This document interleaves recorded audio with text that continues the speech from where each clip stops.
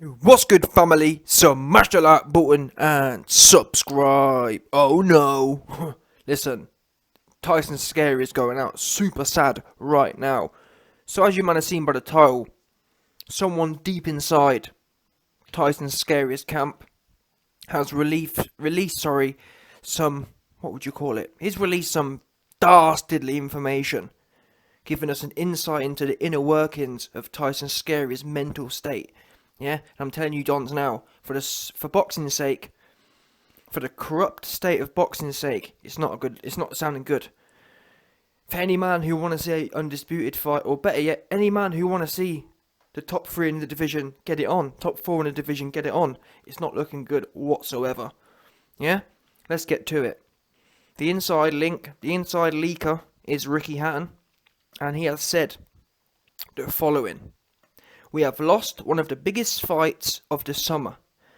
Tyson Scary versus Anthony Joshua now seems further away than ever, Hatton told Metro.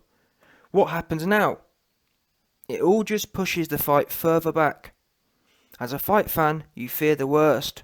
The biggest fight in British boxing history is actually going to happen. It just seems we are doomed. Tyson's problems in the past with his depression, his mental health and his battles with drink and drugs have been well documented in the past. I remember Tyson saying to me ages ago, I want a couple of warm-up fights, then I want to beat Wilder, then immediately after that I want to fight AJ, and then I'm done. AJ is younger, he has less miles on the clock, he's an athlete who trains 24/7. I know Tyson is an athlete 24/7 now, but the damage he might have done to his body years back may still be relevant. Tyson wants to get in, get out, and prove he is the best fighter in the world. And the more it goes on, the more I worry that Tyson Scary might just go hook it. Yeah, he might just go FUCK it. And there you go. There's the claim there from Ricky Hatton. You know, the deep insider, giving us a deep insight into Tyson Scary's mindset. Because, listen, what we do know is Ricky Hatton is an insider. So, any of you man who are wondering, where are you going with this? Well, this man has spent years with Tyson Scary. And up until extremely recently, whenever Tyson Scary is in the UK, he's with Ricky Hatton. Why would Ricky Hatton be saying these things? I'm going to tell you, man, why. Because believe it or not, I just got off the blower to him. The YB, before making this video, before I put this video out, I thought, you know what? Let me reach out to Ricky and make sure I got the true narrative right. Yeah, it's not no MTK narrative. It's the true narrative. So I said, listen, Ricky, you tell me what you're really saying. I've seen your article, but really, what's the lowdown? And he said, honestly, YB, the truth is, it's no coincidence I put this quote out in the last few days. I've seen what's happened with the Wilder thing, and that's essentially urged me to come out and make these comments. Yeah, he sees what's happening. The Wilder fight falling through.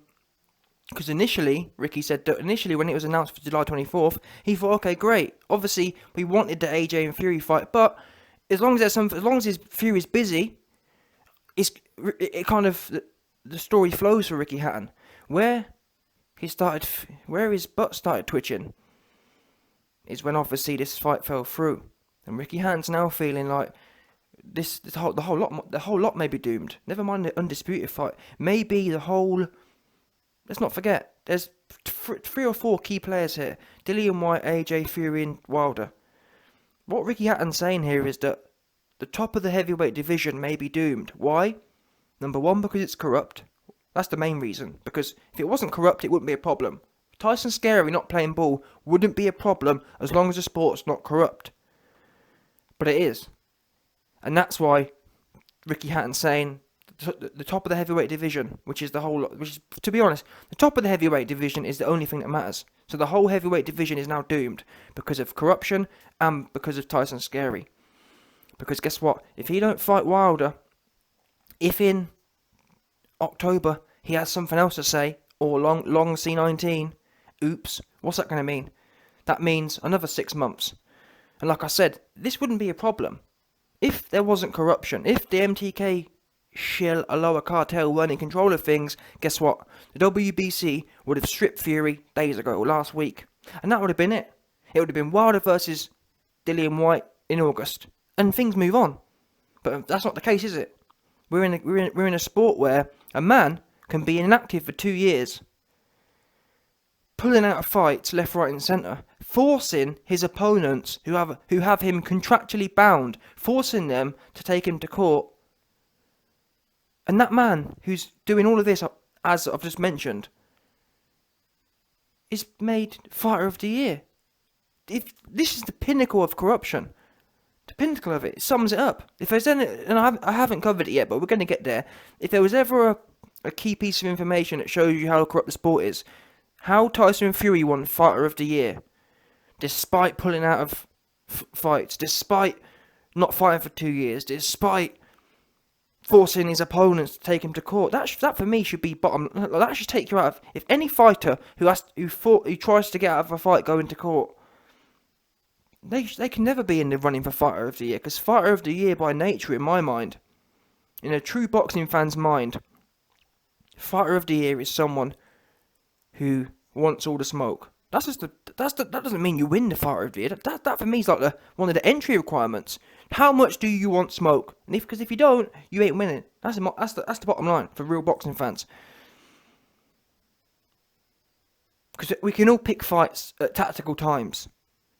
Yeah, we can all pull a Floyd versus De La Hoya, and even then he got worked. But you know, that's my point. We can all pick fights when people are old, and then still lose, in my opinion. But you know what I'm saying? The true Fighter of the Year or Fighter of the Decade is someone, and that's why I think Manny Pacquiao. I'm not sure who did win, but Floyd versus Manny Pacquiao, Fighter of the Decade. I'm sorry, Manny wins that all day, because Manny is running through the Dons. Mayweather didn't want no parts of. Yeah, Manny Pacquiao's fighting the Dons who Floyd kicked out of the gym because he got worked. Errol Spence worked Floyd. Meanwhile, Manny Pacquiao's going straight in there and he's ready to push Errol Spence's wig right back for him. Yeah, he's ready to twist his big bubbly nipples, no doubt. But anyway, back to this. Listen, Tyson Scary, you scary looking ass. Where was we? The state and the corruption in the sport. This is what Ricky Hatton's worried about. Yeah?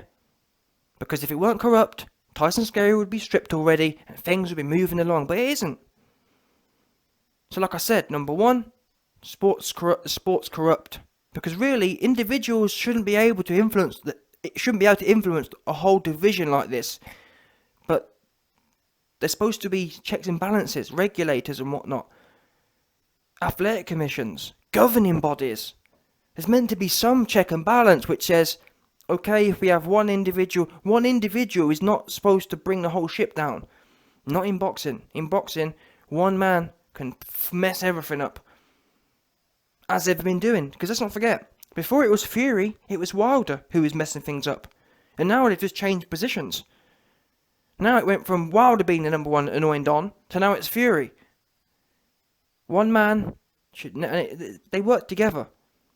Every time an individual like Wilder or Fury becomes a problem, the powers that be are supposed to step in.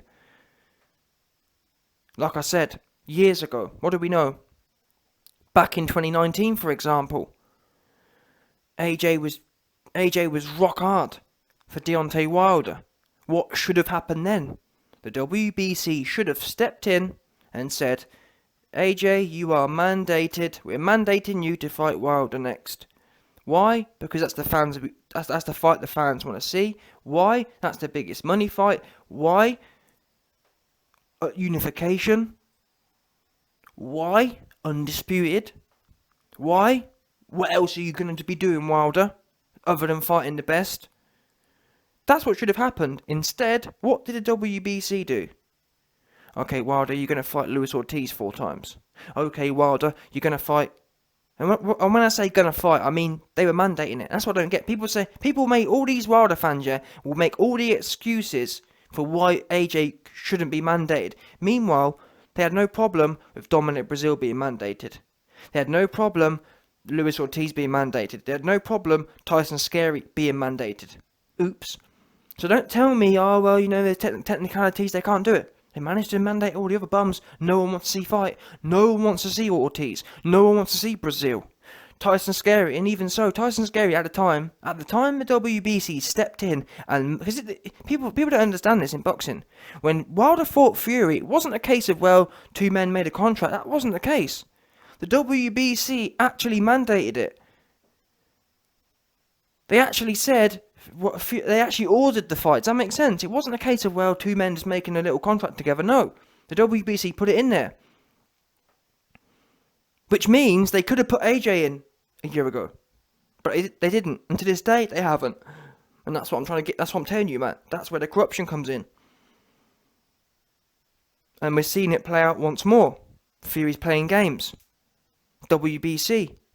To be honest with you, yeah, the WBC should have stepped in last year. Last year, they should have said, listen, guys, we don't care about the fans. Guess what? Everyone else is fighting. Make it happen. It's being ordered. But YB, how can they do that? Listen, because the thing is, people say, oh, but YB, but YB. They make all these buts, yeah. The WBC, this is what I don't understand.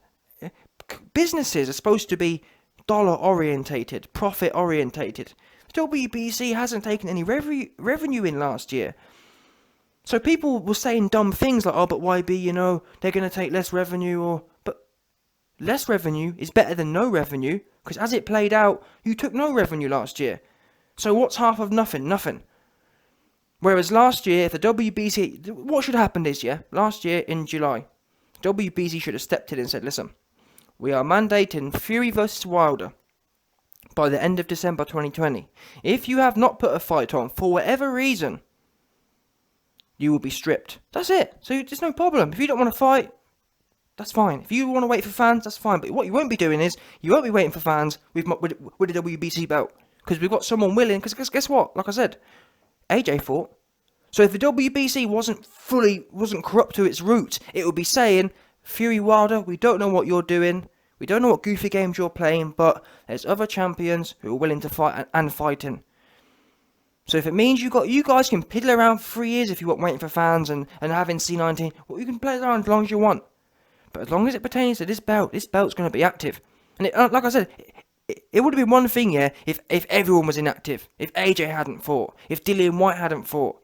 Fair play. Oh, well, no one's fighting. What can we do? There's no other options.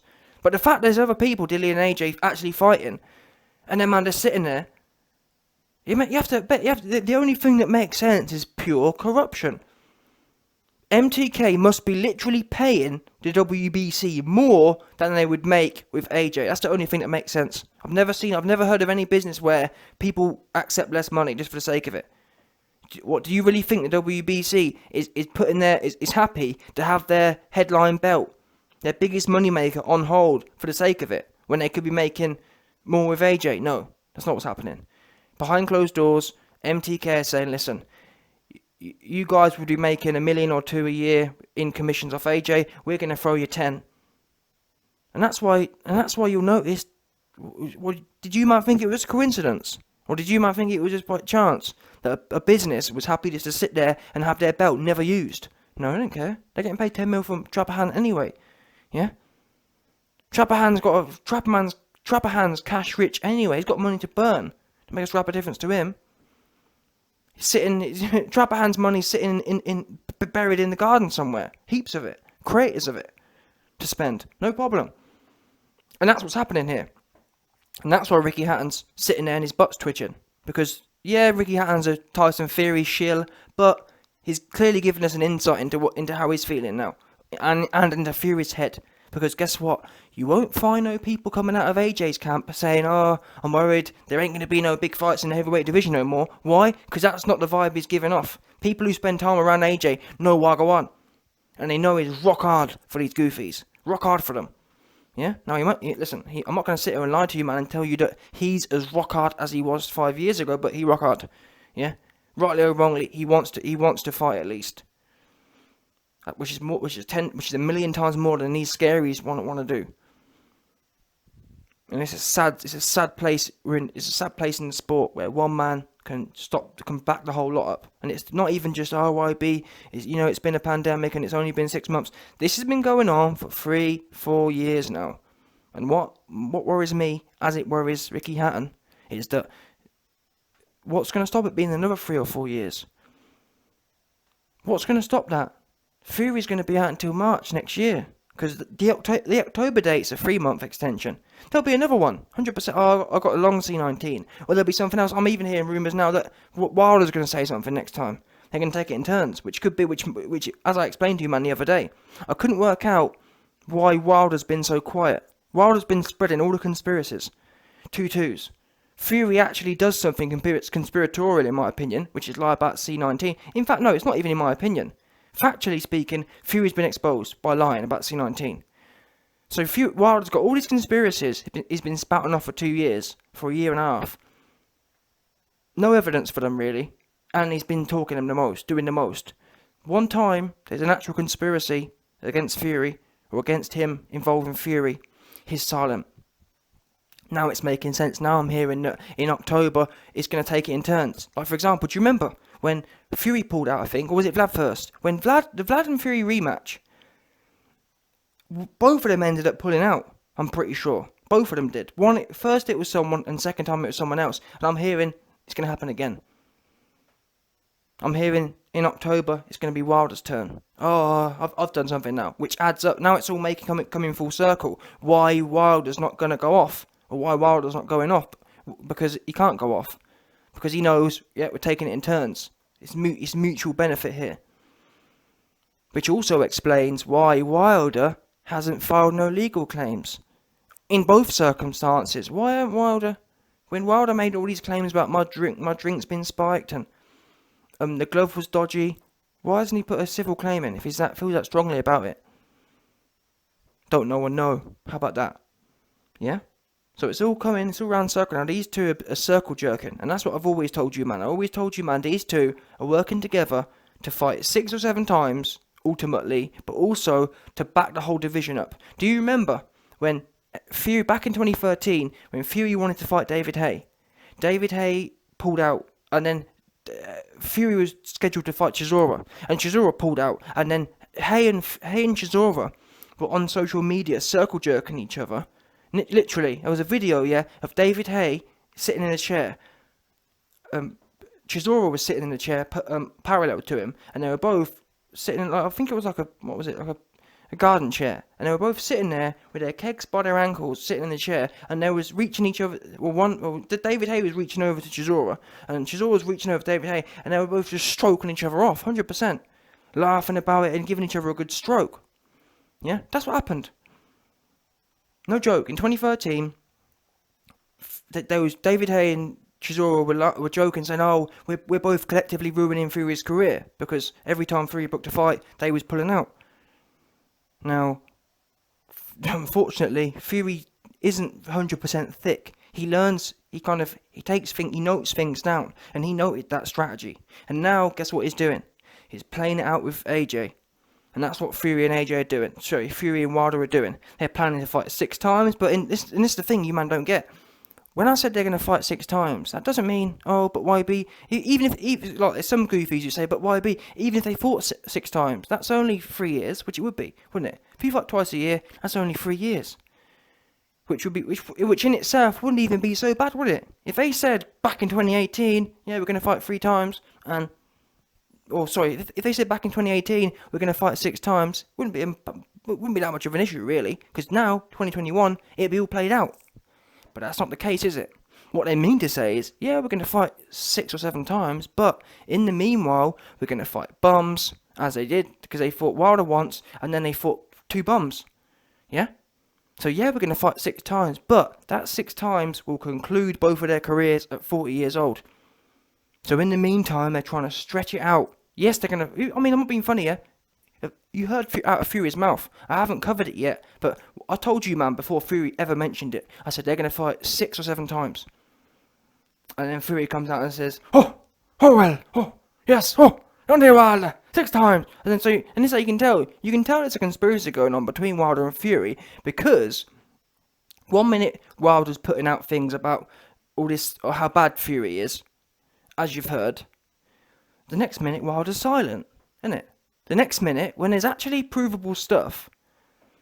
So wait there. When it's all hearsay, Wilder's got a lot to say. When there's actually provable stuff which could literally, like, really damage Fury, Wilder's silent.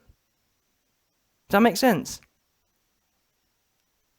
That there's what you call strategic. It's like strategic, where, oh yeah, I'll jump on him when it's all media hype, but when it's actually something serious, I'm not gonna say nothing because we're working together. And it's the same with Fury. Fury said, oh, Fury could have sued Wilder for them claims. He didn't. He didn't do squat. And that's the point. Again, Fury says, what was it? Yeah, Fury says Wilder's a bad person, I'm never going to fight him again. And then, what's he do? Oh, yeah, me and Wilder are going to fight 6 or 7 times. What?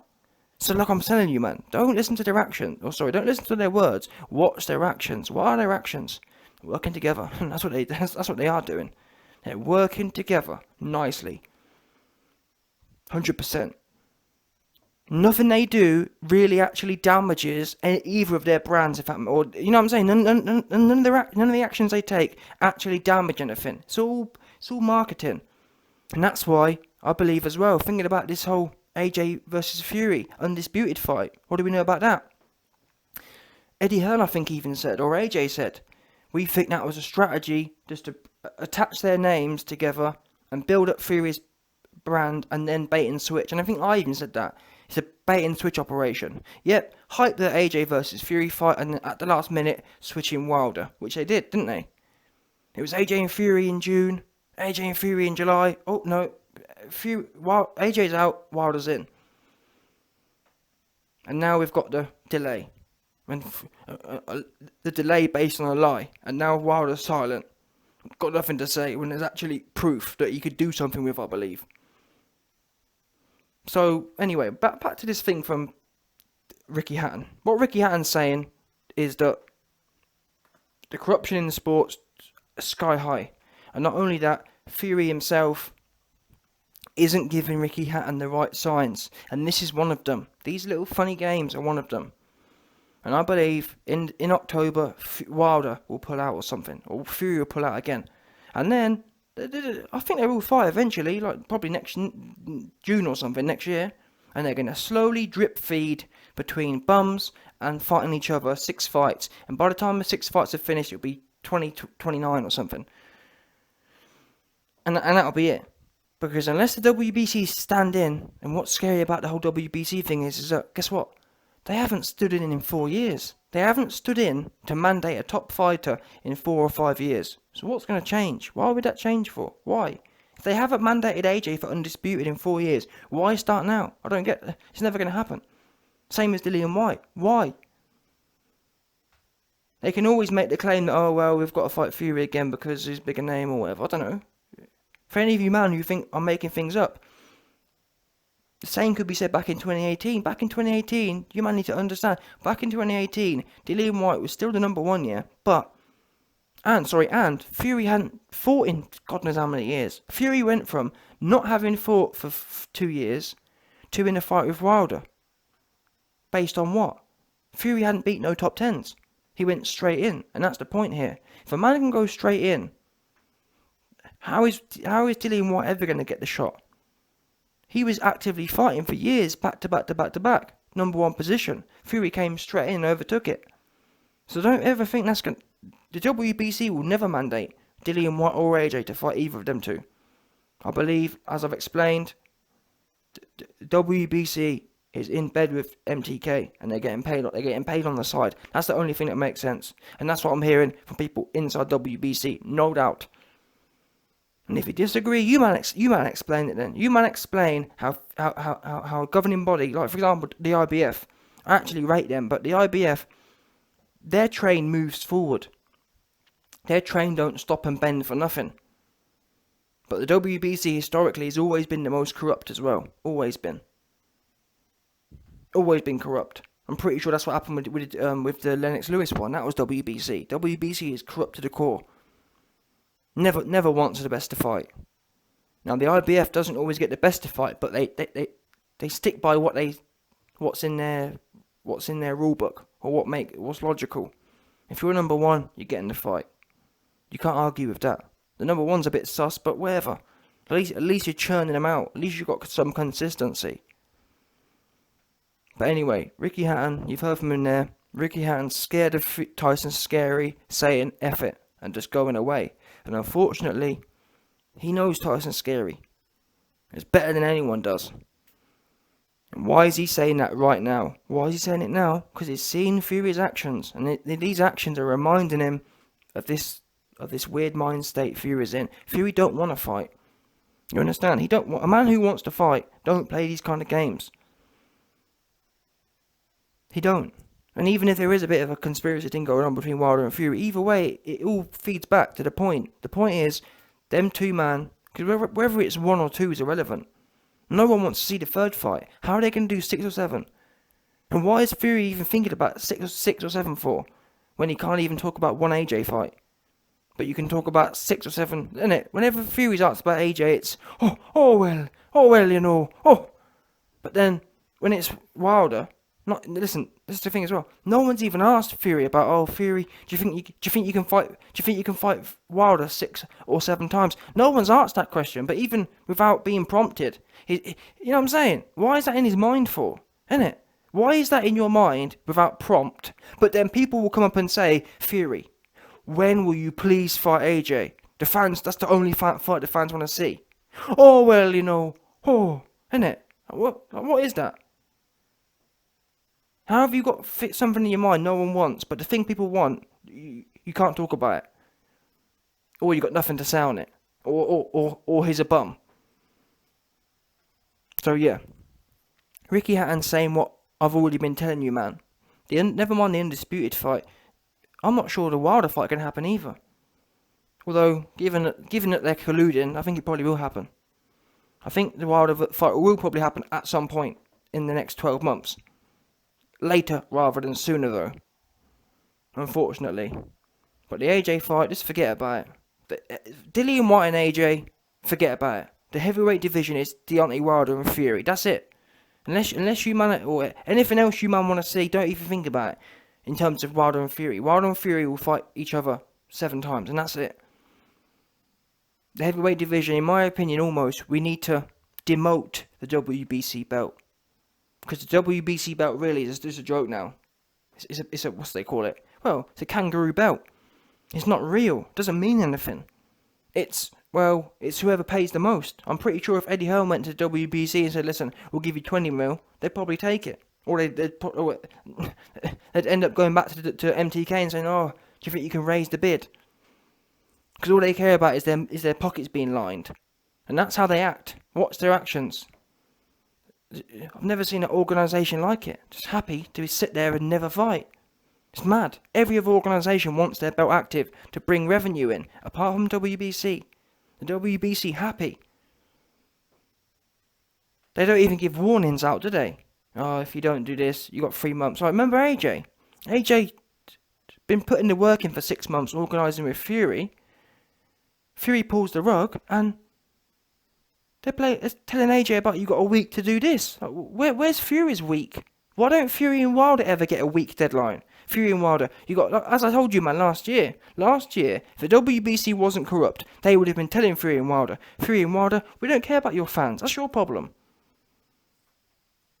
You will fight before the end of December. We've been stripped. That's it.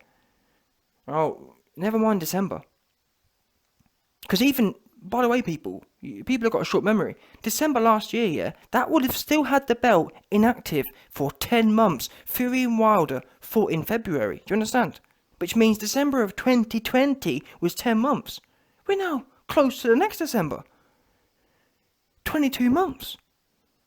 And still, so wait there, your belt is planning to be inactive for 20 months by the time October comes by. And in them 20 months, you've never once said, guys, you man have got a deadline. Never once. You don't think that's suspect? Your biggest revenue generator for the WBC, and you're not bothered about it not fighting for 2 years. And you think there's no other revenue coming in. You man are doping. In fact, that's gonna be one of my next videos, exposing WBC and MTK. Got their hand in their pockets, no doubt. But Ricky, listen, end of the day, Ricky Hatton's called it. Ricky Hatton's an insider. He knows. Fury, and I told you, man, already, but This has confirmed it. Forget about Fury and Wilder. Fury and Wilder are in their own little thing. Fury, Wilder and the WBC are in their own little circle jerk. And all they'll do is play around with each other. Yeah? We need to completely forget about them. Forget about it. From now on, undisputed is the IBF, WBO and WBA. It was getting too crowded anyway. It's good to cut some dead weight off. Because you best believe it's dead weight.